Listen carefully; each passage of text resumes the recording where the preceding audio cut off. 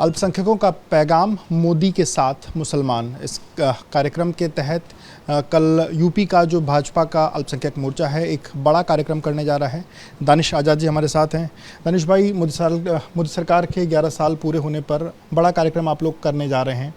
क्या इन 11 सालों की उपलब्धियां आप लोग इस कार्यक्रम में गिनाने जा रहे हैं? देखिए, प्रधानमंत्री मोदी जी के कार्यकाल को 11 साल हुए हैं और 11 साल के इस कार्यकाल को आप देखेंगे तो एक कार्यकाल सेवा का, समर्पण का, भाईचारे का, रोजगार का, उद्योग का, समृद्धि का और खुशहाली का 11 साल रहा।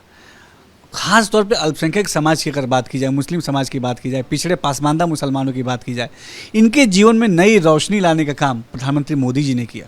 प्रधानमंत्री आवास के माध्यम से गरीब मुसलमानों को मकान देने की बात हो, चाहे गरीब मुसलमानों को अच्छे इलाज के लिए आयुष्मान कार्ड देने की बात हो, चाहे गरीब पिछड़े पासमानदा मुसलमानों को राशन देने की बात हो, चाहे जो देश का आम मुसलमान है उसको अच्छी शिक्षा देने के लिए मदरसा शिक्षा को आधुनिक बनाने की बात हो, चाहे जो हमारी देश की जो बहनें थी, मुस्लिम बहनें थी जो ट्रिपल तलाक के दंश से पीड़ित थी, उनको उस चीज़ों से मुक्ति देने की बात हो, इन तमाम चीज़ों पे जो प्रधानमंत्री मोदी जी ने काम किया है, इसका एक सार्थक एक विश्वास का भाव आज मुसलमानों के मन में है।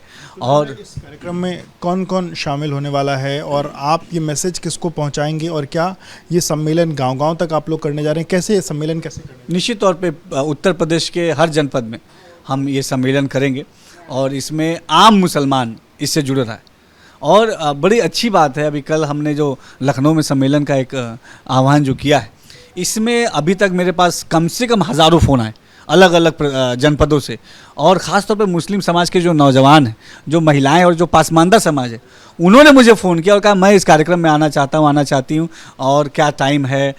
इसमें हमारे पूर्व केंद्रीय मंत्री मुख्तार अब्बास नकवी जी, हमारे उत्तर प्रदेश के हमारे भारतीय जनता पार्टी के अध्यक्ष जी मौजूद रहेंगे, हमारे उप मुख्यमंत्री गण मौजूद रहेंगे, हमारे माननीय केशव प्रसाद मौर्य जी, आदरणीय ब्रिजेश पाठक जी, हम मौजूद इसमें रहेंगे। और इसमें चर्चा होगी कि देश का जो मुसलमान है, इसके विकास के लिए जो काम किया जा रहा है, ये अभी शुरुआत है, हम इसको अंत नहीं मानते, ये शुरुआत है, अभी और क्या क्या करना है।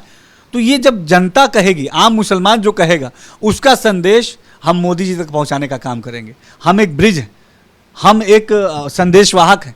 आम मुसलमानों की जो बात है अक्षरशः प्रधानमंत्री मोदी जी तक पहुंचाएंगे, और हमें पूरा विश्वास है कि जिस तरीके से अभी तक प्रधानमंत्री मोदी जी ने मुसलमानों के कल्याण के लिए काम किया है, आगे भी ऐसे ही होता रहेगा। क्या जो लाभान्वित मुसलमान हैं वो इसका हिस्सा बनने वाले हैं इस कार्यक्रम में, या और भी मुसलमान जो हैं वो भी इसके साथ हैं? देखिए, जो हमारे लाभ, जो अलग अलग योजनाओं से जो लाभ मिला है, वो भी लोग मौजूद रहेंगे।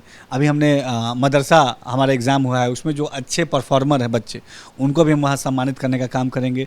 तो एक मोरल बूस्टअप, एक एनर्जी देने का काम समाज में। अभी देखिए, आज तक ऐसा कोई कार्यक्रम नहीं हुआ कि मदरसे में पढ़ने वाले बच्चों को हमने आगे बढ़ के सम्मानित किया, किसी सरकार ने नहीं किया। वो तमाम जो सरकारें जो अपने आप को मुसलमानों को हितैषी बताती थी, उन्होंने कभी मदरसा में पढ़ने वाले बच्चों की तरफ देखा तक नहीं। आज हम उनको आगे बढ़ा के स्टेज तक लाएंगे, और वही मदरसे में पढ़ने वाला बच्चा हमारे ही मोदी सरकार की नीतियों का लाभ लेके एक दिन डॉक्टर, इंजीनियर, IAS, IPS बनेगा, ऐसा हमें पूरा विश्वास है।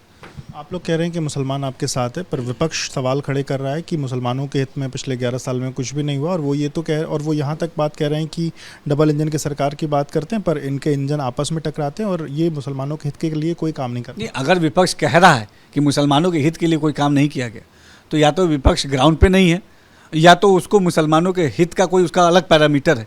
क्या मदरसों में अच्छी शिक्षा देना ये मुसलमानों के हित का काम नहीं है? क्या प्रधानमंत्री जन विकास कार्यक्रम के माध्यम से हर अल्पसंख्यक बहुल क्षेत्रों में इंफ्रा डेवलपमेंट का काम करना, जिसमें school, college, hospital, ITI, polytechnic जैसे संस्थान खुल रहे हैं, ये मुसलमानों के विकास का काम नहीं है?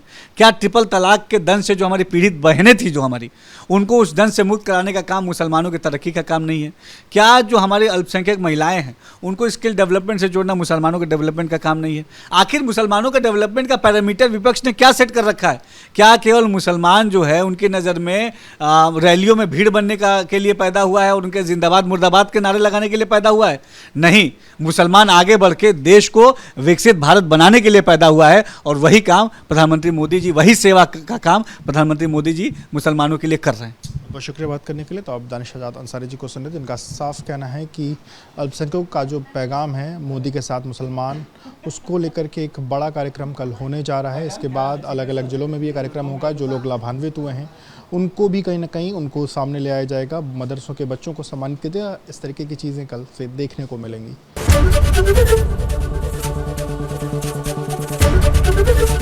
एबीपी गंगा, खबर आपकी, जुबान आपकी।